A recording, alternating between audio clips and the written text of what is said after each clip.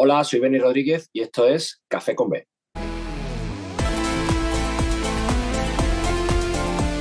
Muy buenas, bienvenidos y bienvenidas a Café con B, el podcast en el que disfrutaremos de un buen café acompañados por personalidades de nuestro baloncesto.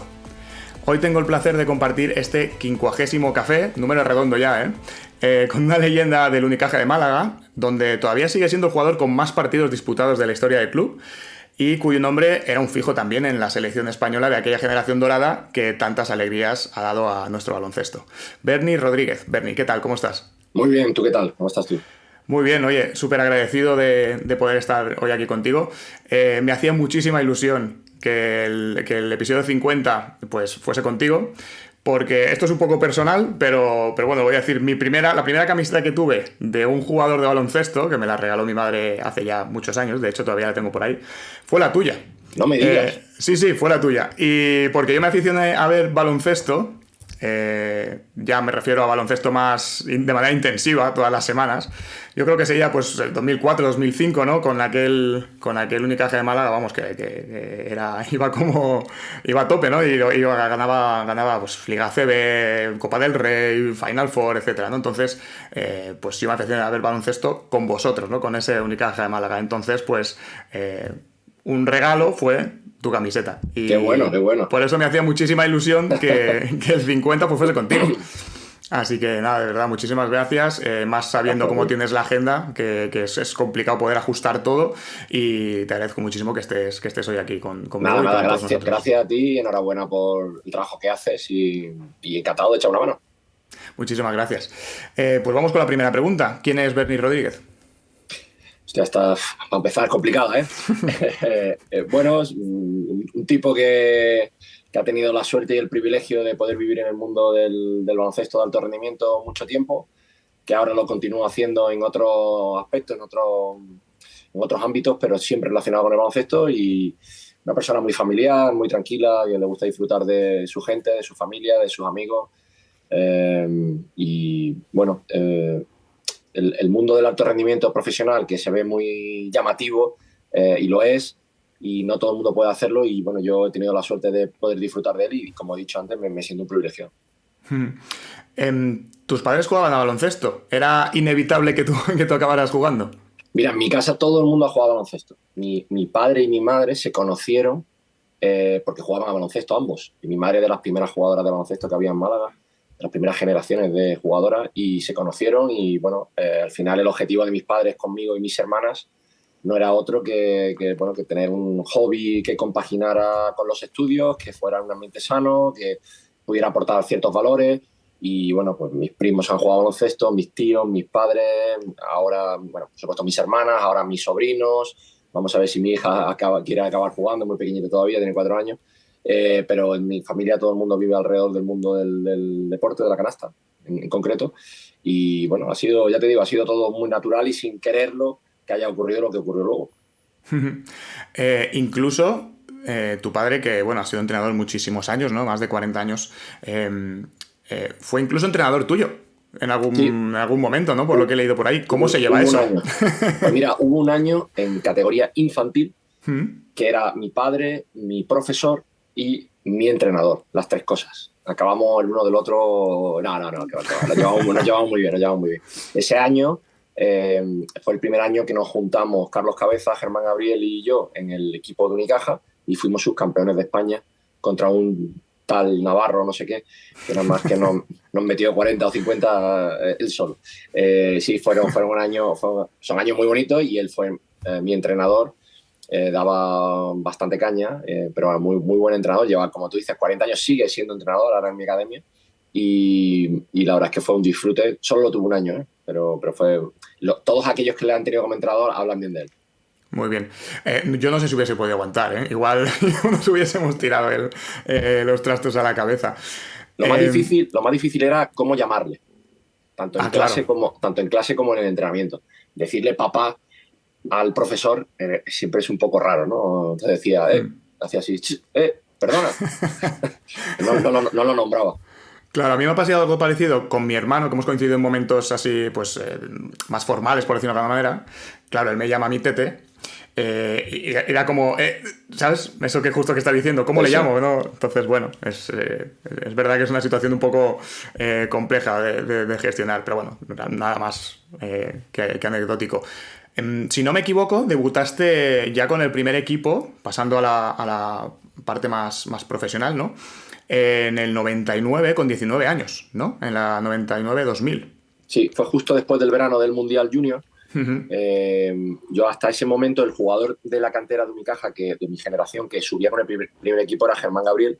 Ni Carlos ni yo prácticamente una semana creo que fui a entrenar porque hubo 2 o 3 lesiones, pero nunca participé de manera continuada con el primer equipo hasta la temporada 99-2000, cuando volvíamos del Mundial Junior, que Germán y yo nos mantuvimos en el primer equipo. Carlos continuó con el equipo EVA. Y ese fue el año de debut. Debuté en los partidos de pretemporada. El primer partido de pretemporada fue mi debut oficial con Unicaja.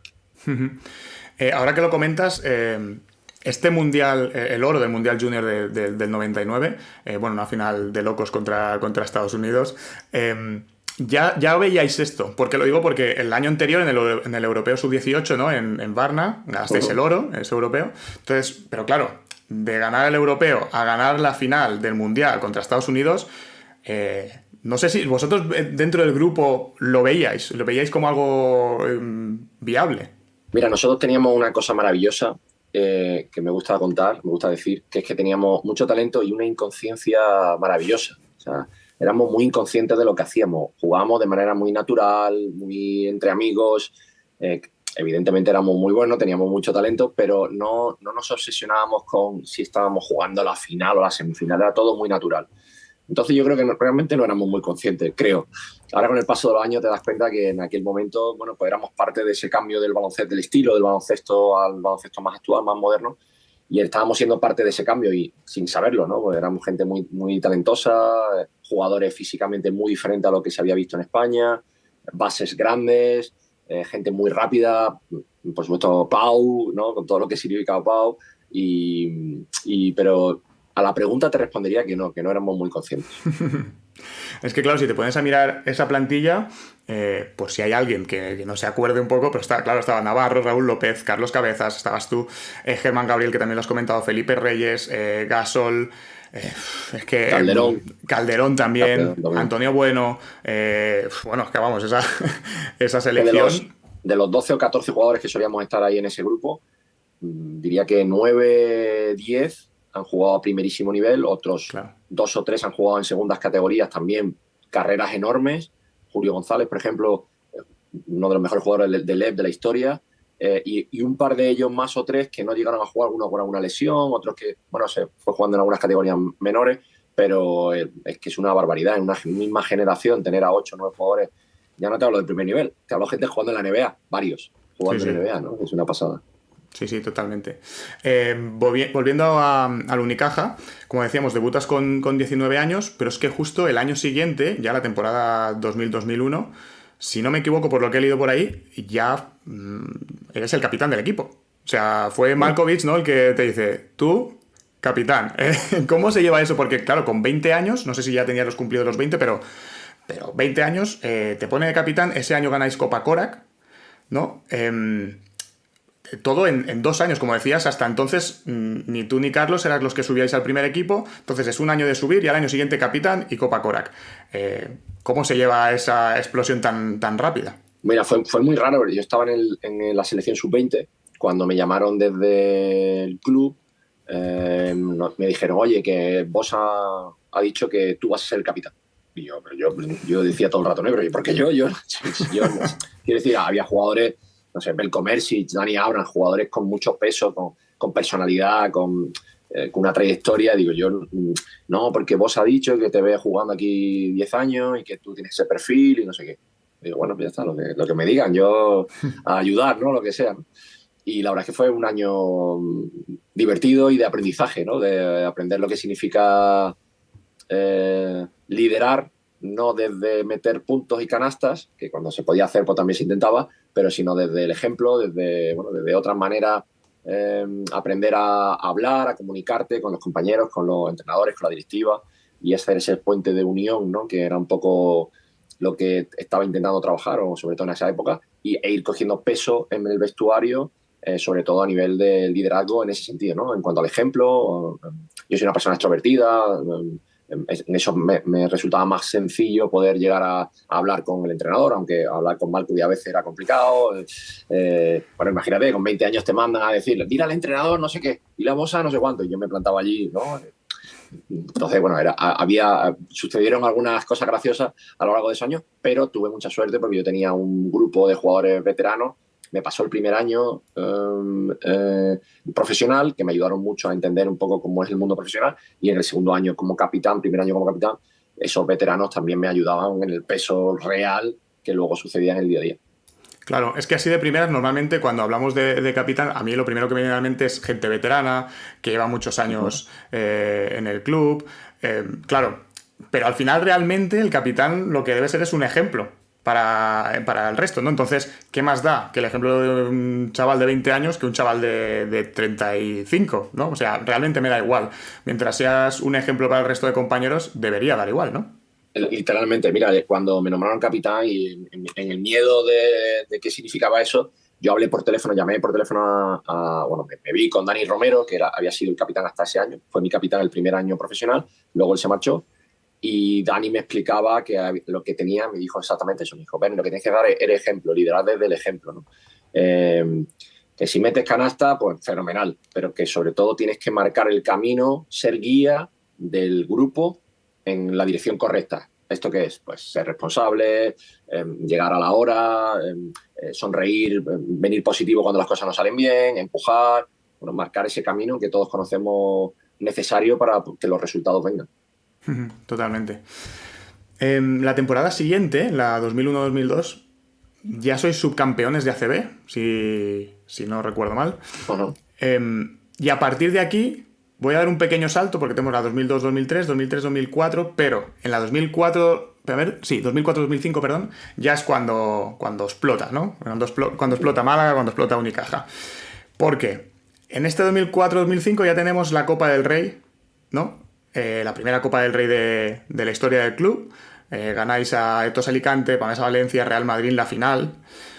Y claro, empiezas a leer plantillas, yo me las he ido apuntando aquí porque al final se me liaban, ¿no? Algunos jugadores de unos a otros. No tengo a todos, pero claro, estaba Garbajosa, estabas tú, Carlos Cabezas, Pepe Sánchez, Pietrus, Risache, Walter Germán, es que claro, Fran Vázquez, un equipazo. Y aquí ya tocáis la primera Copa del Rey de la historia del club.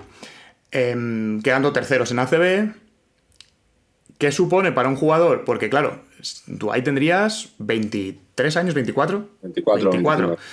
Debutas con 19, te hacen capitán con 20 y con 24 tocas el primer gran título, la Copa del Rey. Y encima con tu club, en tu casa. ¿Qué supone para un jugador de casa, tan joven y siendo capitán del equipo, ganar la primera Copa del Rey del club? Bueno, eso no es habitual, ahora más que nunca, antes también, pero ahora más que nunca, estar en el sitio donde has nacido jugando en tu club muchísimos años, ¿no? Que es lo que afortunadamente me ocurrió a mí durante 13 temporadas en Unicaja. Bueno, yo tengo una suerte enorme que siempre he agradecido mucho y cada vez que puedo lo digo, es que tengo un entorno sano, equilibrado, mi familia, una familia que viene del mundo del baloncesto, pero que no se vuelve loca con el baloncesto. Entonces lo vivíamos todo de manera natural, por supuesto disfrutando, pero de manera natural, ¿no? Sin volvernos locos, sabiendo lo que significa el mundo del alto rendimiento, del deporte, que ahora te lesionas y ya pues, pasan cosas menos buenas, o cambia un entrenador, que en este caso era Scariolo. Bueno, nunca se sabe, ¿no? Entonces en ese nunca se sabe, disfrutábamos lo que vivíamos en ese momento, ¿no? Entonces lo vivíamos con naturalidad, sintiendo desde el principio ese privilegio de poder estar, de esa suerte, ¿no? De poder estar en mi propia casa jugando. Yo tenía uno de esos compañeros que han nombrado, que se llama Stefan Risacher, su hijo ha sido el número 1 del draft ahora el año pasado, sí. Y me decía, Berni, jugar en casa vale por 2. Yo en ese momento no lo entendía. Pasaron los años, ya fui a jugar a Murcia, a Sevilla, y ya una vez retirado empecé a entender lo que significaba eso de verdad. O sea, es que juegas en casa, que vale por 2 años. Vivir con tu familia, en tu ciudad, con tu gente, disfrutarla a su lado. Y me lo decía en ese momento y yo no lo comprendía. Y con el paso de los años ya lo entendí.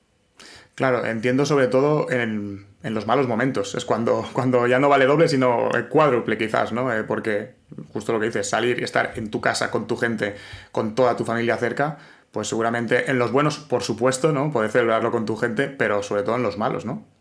En los momentos complicados, nuevamente tu entorno es el que más te ayuda a superar esos momentos, esos altibajos. En el deporte existen constantemente, todo el rato. Entonces, poder estar en ese contexto positivo para mí era muy importante, ¿no? Y poder estar en casa y vivirlo siempre bien rodeado era un plus. Totalmente. Después de esta temporada, en el que, como digo, ya hacéis historia en el club ganando la primera Copa del Rey, quedasteis terceros en Liga ACB y al año siguiente es cuando ya ganáis la Liga, la primera y de momento única Liga del club. Quedasteis primeros en fase regular, en los playoffs la final fue contra el Tau, 3-0, pero es que además esa temporada veníais de caer en semifinales de Copa también, es decir, estaba siendo muy buena temporada, pero lo veíais lo veíais claro que podíais competir por ganar la Liga. Quedasteis, como decía, primeros en la fase regular, ¿no? Pero hemos visto muchas veces que el primero, pues luego en semifinales cae, o incluso en la final cae, y el quedar primero en ACB, en Liga Regular, perdón, lo que te garantiza es jugar en casa, en cualquier cruce. Lo demás ya no está tan claro. Sí, entendíamos que teníamos opciones, evidentemente. O sea, nos mirábamos y veíamos que había un buen equipo, pero al final, como bien sabes, solo gana uno y había otros muchos con muy buenas posibilidades de hacerlo. Y bueno, ganar una competición como la Liga tienes que vivirlo muy paso a paso porque se hace muy largo, son casi 10 meses de competición, vienes de otras competiciones, el cansancio se va acumulando, entonces tienes que ir con calma evolucionando dentro del playoff, ¿no? Recuerdo que vivimos una semifinal muy intensa contra Juventud, primera ronda, si no recuerdo mal, Estudiantes, segunda ronda de Juventud y luego la final contra Baskonia. Para nosotros, Tau en esa época, para nosotros el hecho de quedar primero no daba más, no significaba absolutamente nada, simplemente que para nosotros en esa época, ahora pasa igual, jugar en casa era muy importante.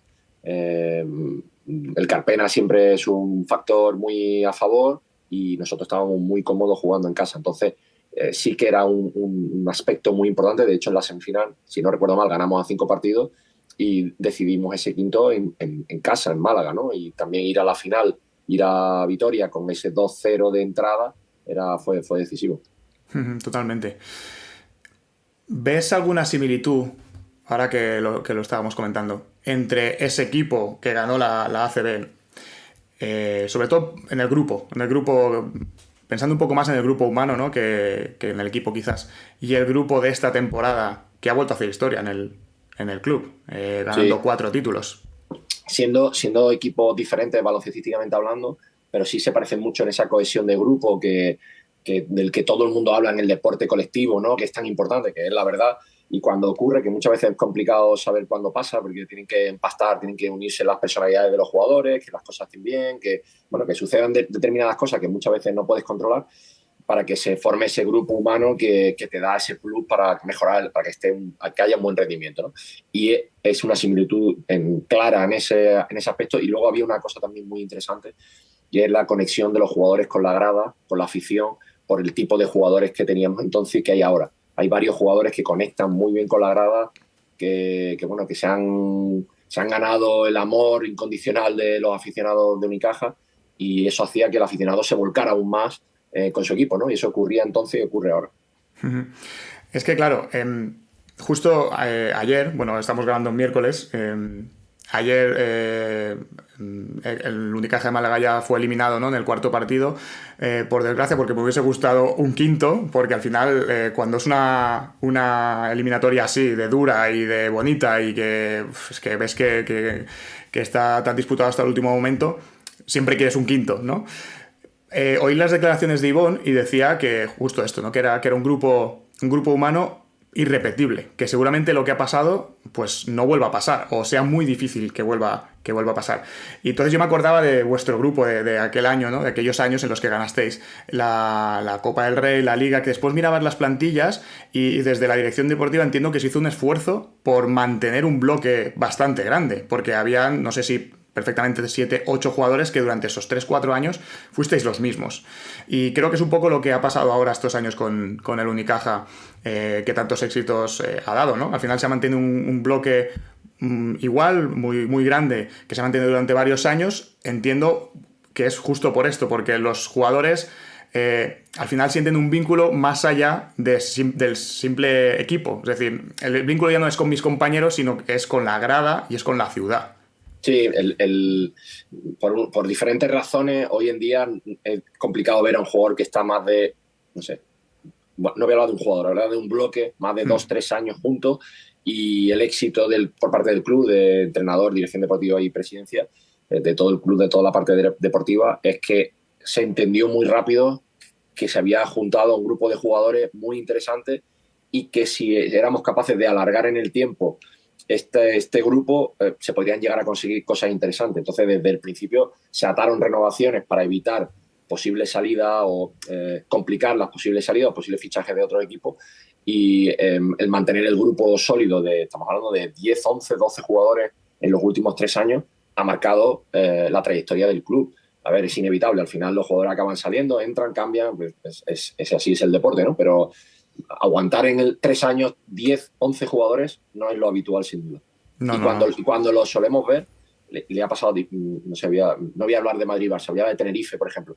Tenerife tiene un bloque muy sólido de 8 o 10 jugadores de los últimos 4 o 5 años, que le ha dado una continuidad, una capacidad para el equipo técnico de poder evolucionar el grupo, muy interesante, ¿no? Ha pasado en épocas con el Barça, ha pasado en épocas con el Madrid, y bueno, hemos conseguido hacerlo en Unicaja. Sí, sí, y justo lo que decías de Tenerife, al final ha pasado a ser un común en las fases finales y un rival al que sabes que va a estar ahí siempre. Y es justo por esto lo que comentas. Tuve la oportunidad de estar en Málaga y ver un partido ahí en directo en el Carpena. No había podido estar este año pasado. Y claro, una vez allí, yo se lo decía a mi mujer, iba con el peque, y digo, es que es imposible que una persona, ya no digo Unicaja, ¿no? Me refiero al baloncesto. Es una persona que no le guste el baloncesto o no conozca el baloncesto, sea la primera vez que va a ver baloncesto, es imposible que entre allí y después de ver esto, o sea, después de ver la afición, cómo apoya, de ver este ambiente, es imposible que no te guste el baloncesto. Entonces, claro, si eso es lo que siente el aficionado desde la grada, lo que sentirá el jugador desde abajo es que justo ayer pierde la eliminatoria y lo primero que hace la grada cuando quedan 20, 30 segundos o un minuto de acabar el partido es ponerse a cantar y animar. Y saben que se están quedando fuera. Fue increíble, fue increíble. Estuvimos allí por lo menos 40 minutos post partido en el campo, la gente no paraba de cantar, los jugadores dieron la vuelta a todo el campo saludando a la gente, luego salieron a repartir ropa, camisetas, zapatillas, fue una cosa muy bonita, la gente cantando, porque estábamos viviendo la realidad, ¿no? Un año histórico, hemos ganado 4 títulos en la misma temporada, y peleando con probablemente el mejor equipo que hay en la competición, sobre el papel por lo menos, jugar la final, ¿no? O sea que la verdad es que fue maravilloso, fue tremendo, y el ambiente que se está viendo en el Carpen estos últimos 3 años es fantástico. Totalmente. Este año, el año que ganáis la Liga, la temporada 2005-2006, claro, a nivel de selección, ya todo el mundo sabemos lo que pasó ese verano del 2006, ¿no? Ese oro mundial en Japón, con una selección que, claro, te pones a mirar los nombres de esa selección y te pones a mirar los nombres de la selección del 99 Junior, ¿no? Y dices, bueno, claro, empieza todo, en ese momento quizás no éramos conscientes, pero cuando ahora revisas toda la trayectoria, dices, tiene sentido, ¿no? Pero claro, a estos nombres se sumaron jugadores pues como Marc Gasol, como Alex Mumbrú, Rudy, no sé, bueno, muchísimos jugadores, Carlos Jiménez también, Sergio Rodríguez. Chacho claro. Y Jorge. Eso es. Y el entrenador, Pepe Hernández, que tuvimos la suerte de tenerlo también aquí en el podcast. Incluso hicimos un esto presencial. Yo pude conocer en persona, es una bellísima persona, súper encantador, y le mando un saludo desde aquí. Otra vez la pregunta es la misma. ¿Os veíais capaces de ganar el oro? Mira, yo cuando llegué a la selección, que tenía era la primera, yo había debutado ya anteriormente, pero era la primera vez que iba a un torneo grande, y bueno, iba con un poco ahí de miedo, ¿no? A ver cómo voy a entrar yo en el grupo y tal, hasta que me di cuenta que 5 eran amigos míos y otro también que jugaba en mi equipo, que era Jorge. Y luego teníamos a Chacho y a Rudy y a Mumbrú, que son gente maravillosa, y Carlos Jiménez, que luego jugaba conmigo también, y era como, bueno, esto va a ser fácil, ¿no? La parte de entrada, ¿no? Y Pepu, fantástico a la hora de llevar el grupo, de cómo manejar la situación de los jugadores después de tantos meses, que al final la selección tiene ese componente, llevas 9 meses, 10 meses jugando, destrozado, cansado, y te incorporas rápidamente a la selección. En nuestro caso fue casi inmediato. Y bueno, pues tienes que convivir con 12 personas, bueno, con 20 o 25 personas, que es todo el cuerpo técnico, todo el staff, durante 2 meses completos, ¿no? Vuelvo a la misma respuesta. Ya nos mirábamos y veíamos, aquí hay algo, pero jugábamos con esa tranquilidad, esa soltura. Recuerdo que fuimos a jugar un torneo, me parece que fue a Singapur, y jugamos contra, me parece que era Argentina, Eslovenia, me parece que Lituania. Ganamos todos los partidos de 20. Todos los partidos de 20. O sea, nosotros creo que en ese torneo ganamos todos los partidos de más de 15, pero la semifinal contra Argentina. Jugábamos sin más, nos reíamos, cantábamos. Ahí empezaron todos los cánticos que luego posteriormente se han mantenido. Ahí donde empezaba un poco todo esto de la familia, porque era verdad, nos juntábamos, nos reíamos muchísimo, disfrutábamos muchísimo juntos. Cuando terminaban los entrenamientos, los partidos, nos juntábamos en las habitaciones a seguir haciendo el tonto, a disfrutar, a jugar las cartas, por supuesto, ya sabes toda la historia, ¿no? Pero es que lo vivíamos de verdad, sí, era de manera muy natural. Luego eso se transmitía, evidentemente, en el campo, en los partidos. Ojo, que teníamos mucho talento, que no era solo porque nos llevábamos bien, no, pero claro. eso de llevarse bien, eso de tener una buena conexión, de entender la amistad dentro de la profesionalidad, es lo que te lleva a tener ese punto más que te hace mejorar tu rendimiento y que te hace llegar al resultado correspondiente. Claro, sí, porque al final, tanto en entrenamientos como a lo mejor en partidos, roces van a haber, obviamente, me refiero entre compañeros, es normal. Decisiones que no estás de acuerdo o cosas que pueden pasar, es normal, pasan en todos los equipos, pero claro, si además el equipo es un grupo de amigos, pues claro, es mucho más sencillo pulir esos roces enseguida. Claro, ser amigos no significa que no voy a intentar ganarte el próximo entrenamiento. Claro. Es más, diría lo contrario. Si soy tu amigo, voy a intentar ganarte el próximo entrenamiento, con todo lo que tengo, con toda la energía y toda la parte física. Y ya sabes que en el baloncesto se juega con los brazos arriba, movemos los codos, golpes, siempre pasan cosas, pero todo el mundo sabe que no lo hago para hacerte daño, lo hago porque quiero ganarte. Y eso es lo más bonito que puedes hacer con un rival o con un amigo.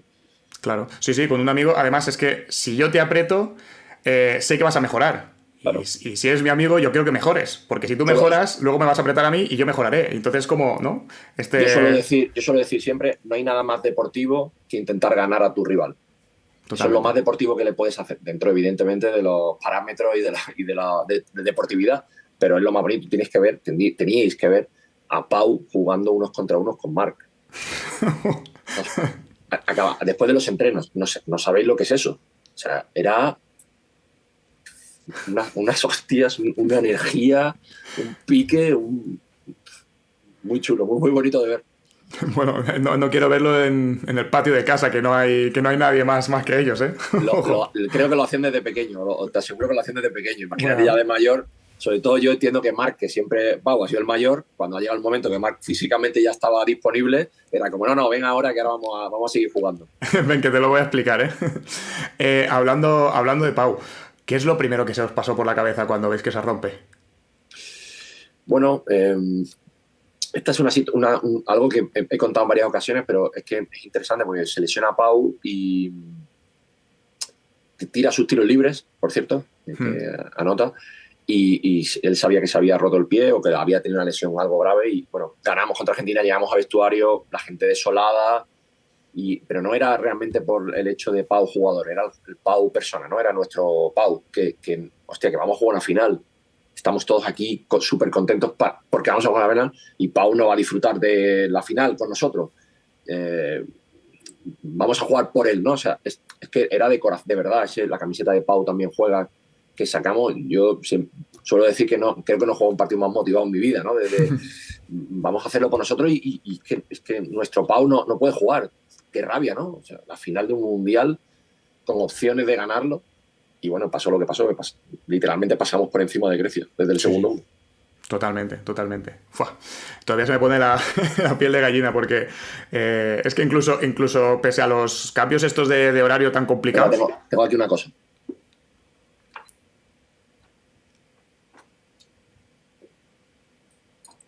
¡Ojo, mírala!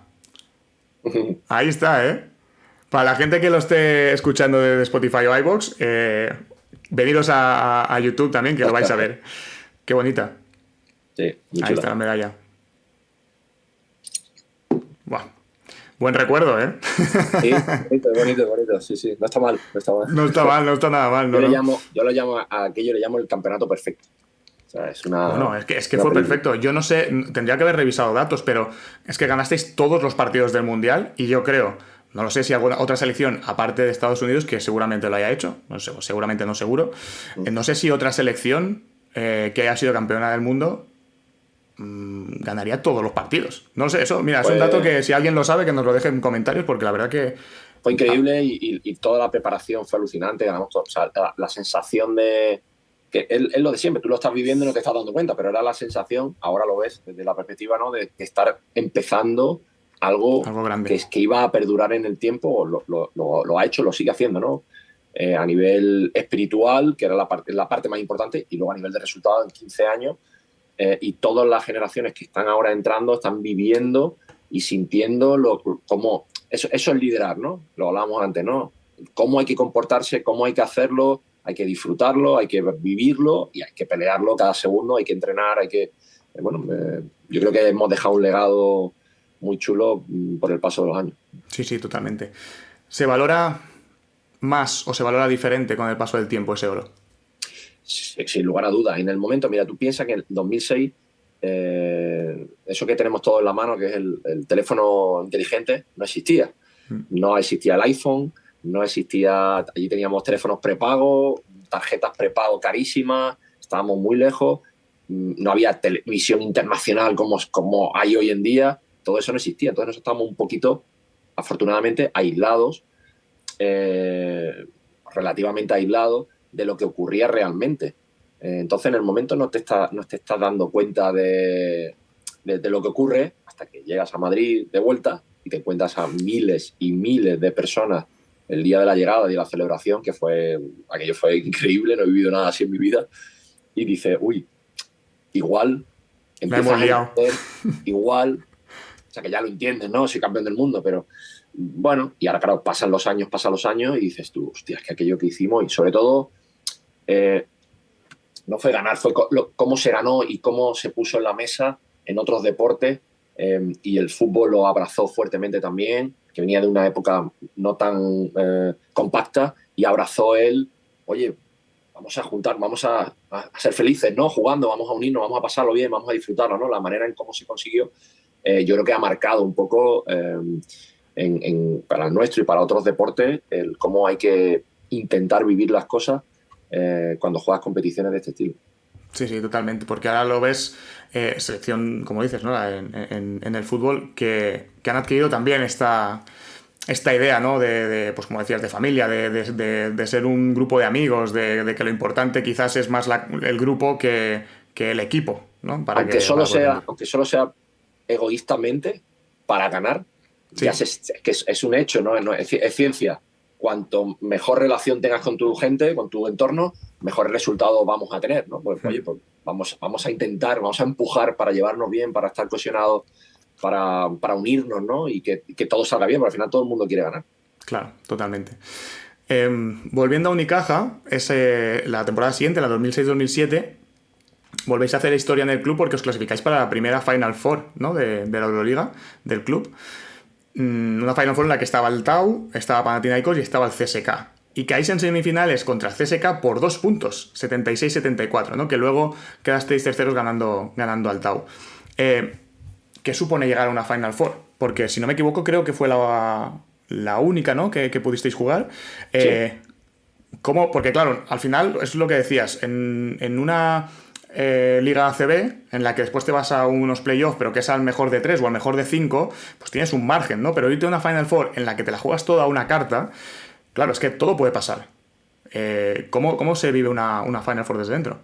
para nosotros jugar aquella Final Four era un hito, o sea, era impensable que Unicaja pudiera llegar a tener opciones de jugar una Final Four, hablando de equipos como Olympiacos, Panathinaikos, Maccabi, CSKA, bueno, todos estos, ¿no? que había en aquella época, no lo sigue habiendo, y era impensable que pudiéramos tener esa opción, pero bueno, fuimos capaces de sobre todo que era una cualidad que teníamos mucho en aquel equipo, era ganábamos los días claves, ese día que hay que ganar, que te hace clasificarte o te hace quedar primero o segundo para luego el cruce. Bueno, pues esto solíamos hacerlo muy bien.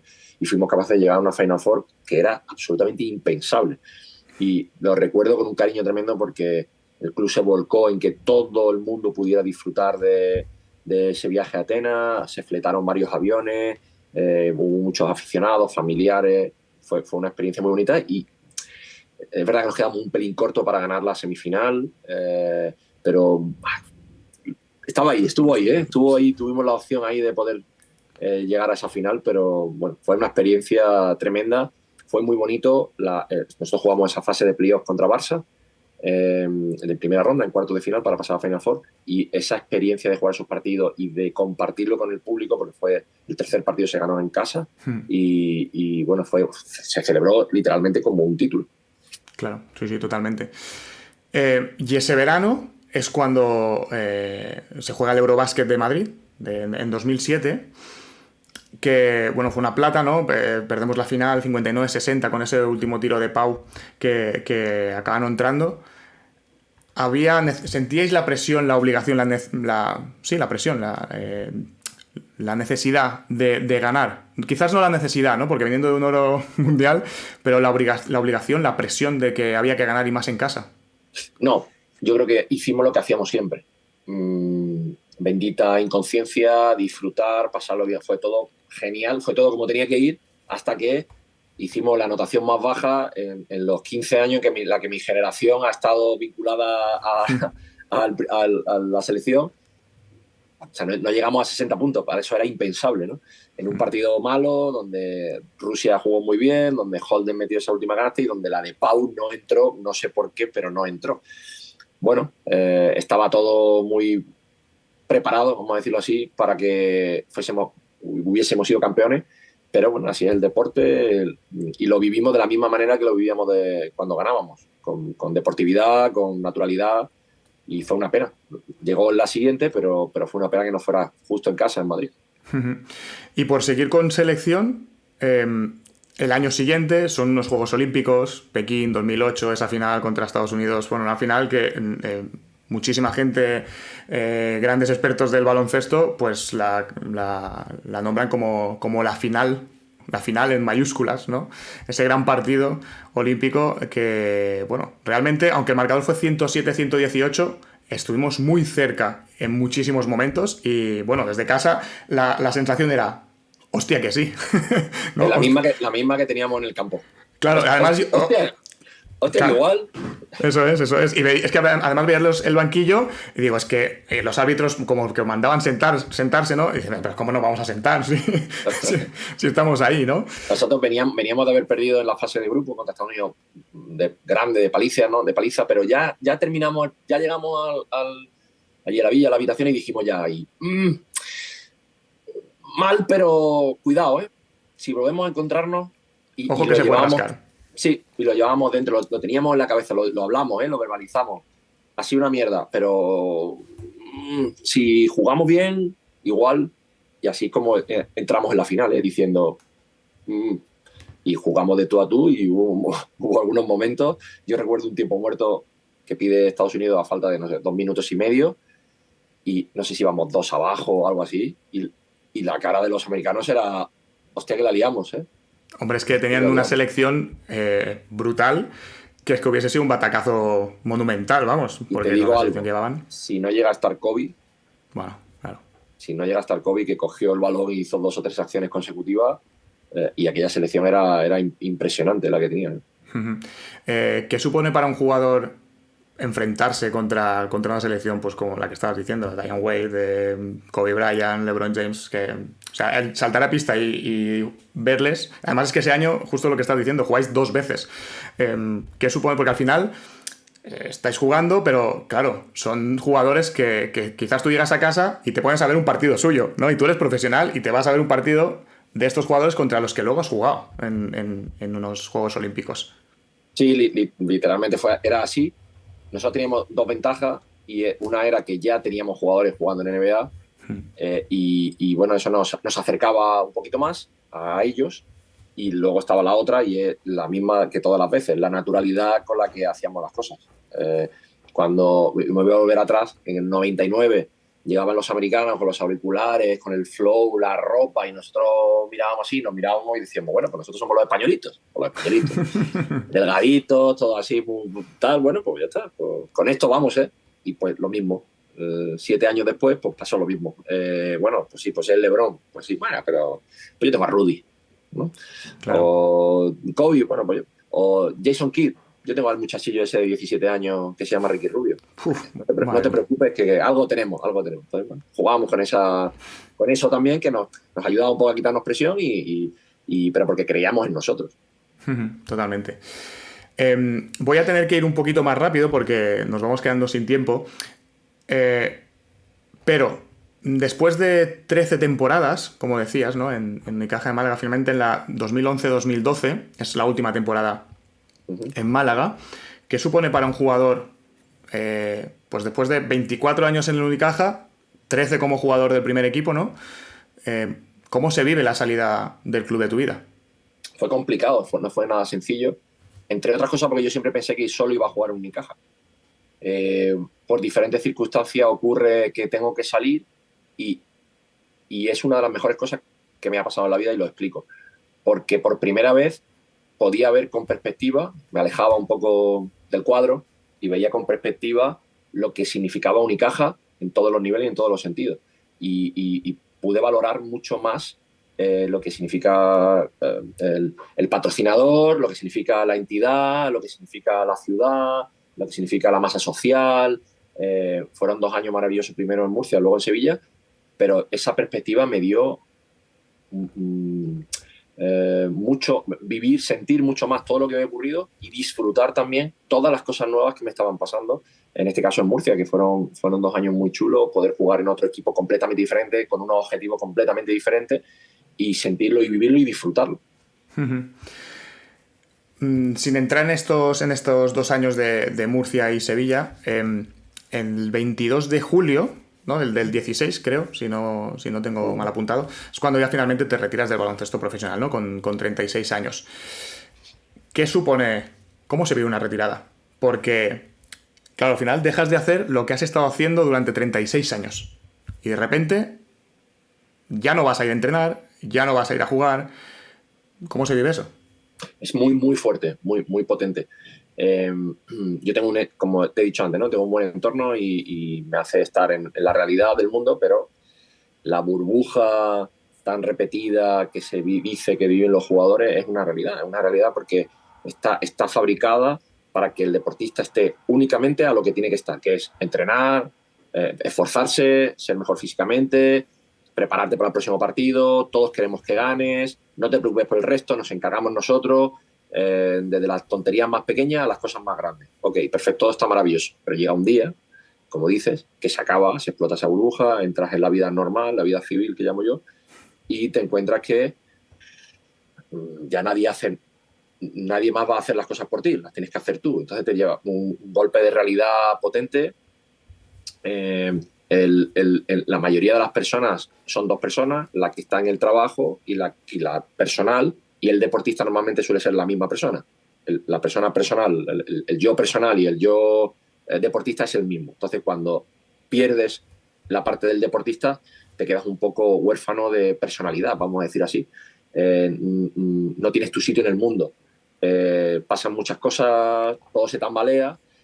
Tu estatus como deportista se pierde. Bueno, pasan diferentes cosas que te hace un momento ahí de estrés interesante. Es más, yo me retiro teniendo contrato como jugador porque el club en Sevilla me ofrece la oportunidad de ser director deportivo, o sea, de darme una profesión, nada más terminar. Y yo, que tenía eso en la cabeza porque lo había escuchado mucho, había leído al respecto, decía, oye, esto me va a ayudar, y lo hizo, a esa transición de jugador a otra profesión y me ayudó un montón, un montón. Pero bueno, suceden cosas alrededor que todo se tambalea, todo dice, hostia, ¿qué está pasando aquí? ¿No? Pues porque has dejado de hacer lo que has hecho toda la vida, no has hecho más cosas. Claro, totalmente. Es como un vacío, ¿no? Bueno, aprovecho que estabas comentando lo de en Sevilla, ¿no? El Real Betis, para felicitar por el ascenso, reciente ascenso a ACB. Efectivamente. Especialmente a Gonzalo García de Vitoria, que pasó también por aquí, por el podcast en la primera temporada. Le felicité incluso por privado, me alegré muchísimo. Claro, pero una vez te retiras, ¿no? Si miras un poco la fase por retirada, por decirlo de alguna manera, yo creo que quizás por tu personalidad no has dejado de hacer cosas y creo que eso es importante. Es decir, tú acabas en el 2016, ya te metes de director deportivo, pero luego estuviste también de comentarista deportivo en DAZN en 2019, 3 o 4 años. También en Radio Televisión Española, ¿no? Que también en la actualidad mantienes esta faceta.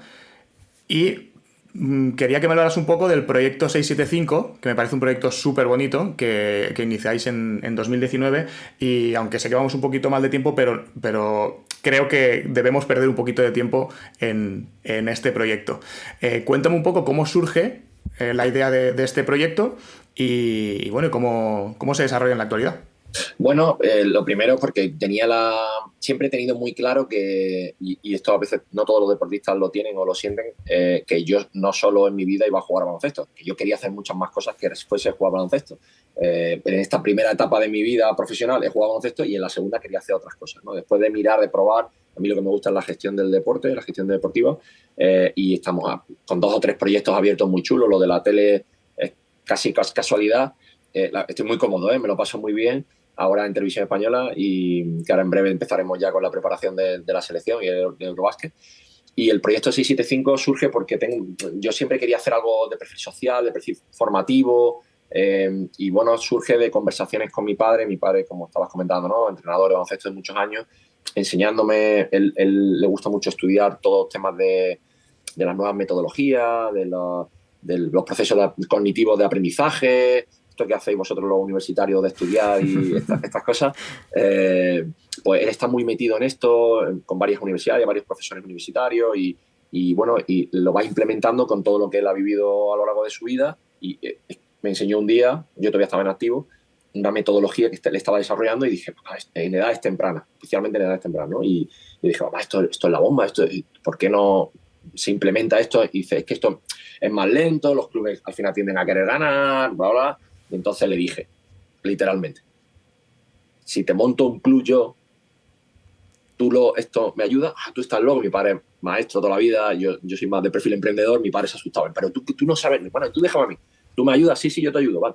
Bueno, pues venga, y empecé a interesarme en qué se podría hacer para montar una academia, un club de baloncesto, para poder empezar a implementar esto. A eso empecé a sumar un montón de cosas. Yo quiero un proyecto, quiero algo más grande. Entonces, hablando con yo le llamo mi amigo más antiguo, Nacho, el amigo del colegio, que es profesor de educación especial, oye, Berni, le dije, Nacho, podemos incorporar jugadores con diversidad funcional, cognitiva, ¿cómo podemos? No sé, pero me apunto. Ok, venga, ya tenemos otro loco. Venga, conocí a Manuel Escobar, que junto a Calderón es mi socio en todos los proyectos que montamos. Manolo, sigue a todo. Venga, bueno, vamos a empezar. Y empezamos a montar un proyecto que va más allá de simplemente jugar baloncesto, que se llama Proyecto 675, por eso del triple, que está a 6,75 metros del aro, y este es un proyecto triple donde lo cultural, formativo y social tiene mucho peso. Fíjate que no nombro la palabra deportivo, a pesar de que es deporte, porque el deporte tiene que ser la vía para conseguir lo otro, ¿no? Entonces, montamos una asociación donde, entre otras cosas, tenemos la Academia de Baloncesto. Es un proyecto donde hacemos un montón de actividades a lo largo del año para potenciar los valores del deporte y la academia con este grupo, esta categoría que nosotros llamamos Superbásquet, que son chicos con diversidad funcional cognitiva. Y voy muy rápido para contarte que después de 4 o 5 años dijimos, aquí no cabemos, en un espacio que nos cedía el Ayuntamiento de Málaga, vamos a buscar otro. Bueno, ¿y si nos construimos nosotros nuestro propio espacio? Porque si los construimos, además, por las mañanas podemos hacer no sé qué, podemos sacarle un rendimiento que mantener esto con las cuotas de los padres, que es muy baja, es muy complicado. ¿Cómo? Bueno, pues a día de hoy estamos con 25.000 metros cuadrados de suelo, vamos a empezar a construir, vamos a hacer un centro deportivo inclusivo, bueno, vamos a hacer crecer el proyecto de una manera exponencial y en esa locura ando metido. Qué bueno, qué bueno, qué bueno. Bueno, y hablando de construir, también está por ahí el The Embassy, ¿no? El Training Center en Fuengirola, que, como decías, con José Manuel Calderón, pues también montasteis ahí ese centro. Quizás un poco más orientado al alto rendimiento, ¿no? Porque tuve la oportunidad de hablar con la primera temporada con Alfonso Sánchez, que está allí contigo también trabajando, sí. Y hace, pues, entrena con jugadores top. A ver, tenéis también allí selecciones muchas veces que hacen entrenamientos allí con vosotros en The Embassy. Y por cerrar un poco, ¿cómo surge esta idea? Bueno, pues esta idea también surge todavía en activo. Yo jugaba en Sevilla, jugaba con Porzingis, con Kristaps Porzingis, y se llevó de fisio al fisio que teníamos en Sevilla, como fisio personal. Y el primer verano que estaba, Manolo Valdivieso se llama, en Letonia, en verano, entrenando con Chris, me dijo: Berni, tío, invéntate algo en Málaga, porque es que estar en Letonia es una mierda y quiero estar en Málaga, por ejemplo, ¿no? ¿Qué puede...? Y ahí empezamos a pensar, oye, ¿por qué en Estados Unidos los jugadores se juntan en verano y aquí en Europa no pasa, con tantos jugadores europeos que hay en la NBA? Empezamos a estudiar un poco, nos fuimos a Nueva York, Manolo y yo, y fuimos a hablar con Calde, que trabajaba entonces en la asociación de los jugadores de la NBA. Oye, Calde, ¿cómo podemos comunicarnos con los jugadores? Y Calde dijo: no, yo aquí entro con vosotros, que esto vamos a montar un proyecto chulo. Entonces empezaron a surgir las opciones e ideas, y bueno, ahora, a día de hoy tenemos esa instalación tan chula que es de Embassy, que es bastante pionera y por la mentalidad que tenemos con la instalación, muy chula. Traemos equipos de NBA, bueno, equipos de Euroliga de todos lados del mundo. Ahora mismo tengo una universidad de Filipinas, la semana pasada teníamos la selección sub-16 de China, hemos tenido un grupo de uruguayos, ahora van a venir 20 jugadores de la NBA, jugadores de Euroliga de manera individual. Bueno, es una instalación muy chula, evidentemente, que ayuda a la ciudad, ayuda a Marbella, Andalucía en general, aeropuerto internacional, nuestro clima, bueno, ayuda a que Málaga es una ciudad muy chula a la que visitar. Claro. Tengo muchísimas otras preguntas que se van a quedar en el tintero, porque sé que tienes compromisos. Bueno, que hay que... en el podcast número 100. Eso es. Bueno, ojalá. Si en el podcast número 100, si llegamos al 100, yo ojalá que sí, te vuelvo a invitar. Venga, y acabamos de me quedo comprometido, me comprometo. Perfecto, muchísimas gracias. Vale, pues entonces te voy a lanzar la pregunta a ciegas del invitado anterior, que era Iñaki Zubizarreta. Él no sabía que ibas a ser tú, y él de hecho me dijo: voy a lanzarte dos preguntas, uno por si es un jugador que todavía está en activo o un entrenador que está en activo, y otra por si ya no está en activo. Entonces te voy a lanzar la que ya no está en activo. Su pregunta era: ¿qué es lo mejor que has dado al baloncesto? Hostia, profunda, ¿eh? Es que Iñaki, te invito a escuchar, sí, te invito a escuchar su episodio, porque de verdad me reí como nunca, y me dieron ganas de llorar también como nunca. Una historia muy, muy interesante, muy bonita. A ver, repíteme la pregunta otra vez. ¿Qué es lo mejor que has dado al baloncesto? Voy a responder también de manera profunda y voy a decir honestidad. Honestidad en el esfuerzo, en el amor por el deporte y en haberlo disfrutado. Me duele mucho cuando alguien tiene el privilegio de estar en este mundo, que tiene sus cosas negativas también y complicadas, pero no disfruta de los momentos buenos. Hay que disfrutarlo, hay que vivirlo, y yo lo he hecho de manera honesta. Qué bueno, qué bueno. Pues ahora te toca a ti. ¿Cuál es la pregunta que vas a enviar al siguiente invitado o invitada? Yo voy a preguntar, no voy a ir tanto al deporte, sino más a lo personal. ¿Qué ha sido la última cosa que te ha hecho llorar de risa, carcajadas? ¿Cuál ha sido esa última cosa? Que nos la cuente, y nos la cuente con detalle.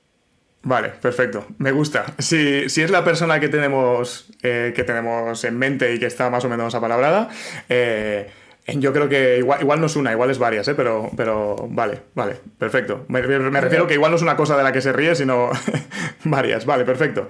Y ya para acabar te voy a pedir las recomendaciones de un libro y una película o una serie, o las dos, lo que tú quieras.